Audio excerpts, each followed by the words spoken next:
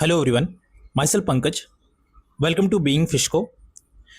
In this video, we will discuss about EZ Rule 2025, that is also known as Sustainable Harnessing of Fisheries in the EZ Rules 2025. So the news is that Government of India takes significant step to strengthen small scale fisheries cooperative and FFPOs, that is to the notified rules for sustainable harnessing of fisheries in the EZ 2025. Now, what has happened is, in a major step towards realizing the vision of prosperous and including blue economy, the Government of India on 4th of November 2025 has notified the rules for sustainable harnessing of fisheries in the exclusive economic zone. The initiative inspired by Honorable Prime Minister Shri Narendra Modi's commitment to unlocking the untapped potential of India's marine sector. Now, first point is empowering cooperative and community-led models. The rules give priority to Fishermen Cooperative Society and Fish Farmer Producer Organizations for undertaking deep sea fishing operation and managing technologically advanced vessel. The next is the introduction of the mother and child vessel concept, allowing mid-sea transshipment under an effective monitoring mechanism, comprehensive support and capacity building. The government will provide comprehensive support to fisher and their cooperatives, FFPOs, through training program, international exposure visit and capacity building initiative.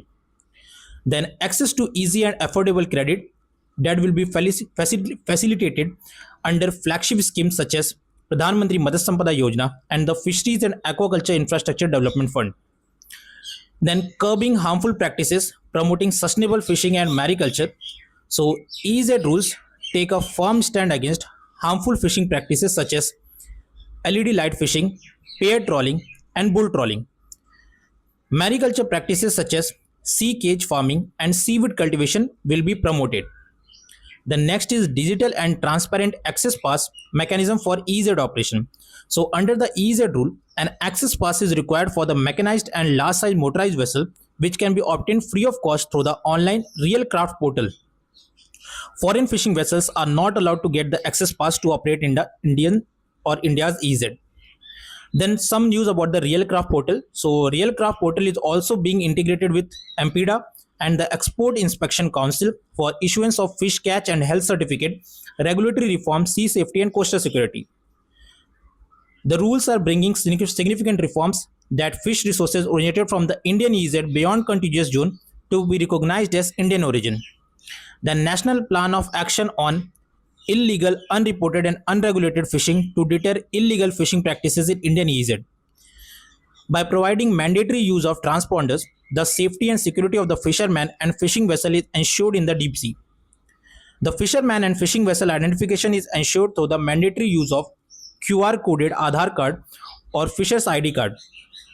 The Real Craft application has been integrated with Navmitra application, which is being used by the fishermen for safe navigation and operation of transponders. Then some latest data includes India's long coastline of over 11,099 km and vast area of exclusive economic zone of more than 23 lakh square kilometer that provides livelihood support to more than 50 lakh fishermen community across 13 maritime state and UTs. Now these all information are extracted from pib.government.in. So that is by the Government of India. So that's all for this video. In this we got to know about the EZ rule 2025 that is very much necessary to be known by all the members of the fisheries community.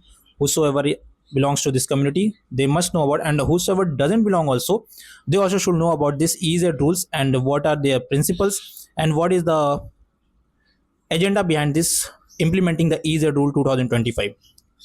So that's all for this video. Hope so it was beneficial for you all. Stay tuned for more such update. Thanks for watching.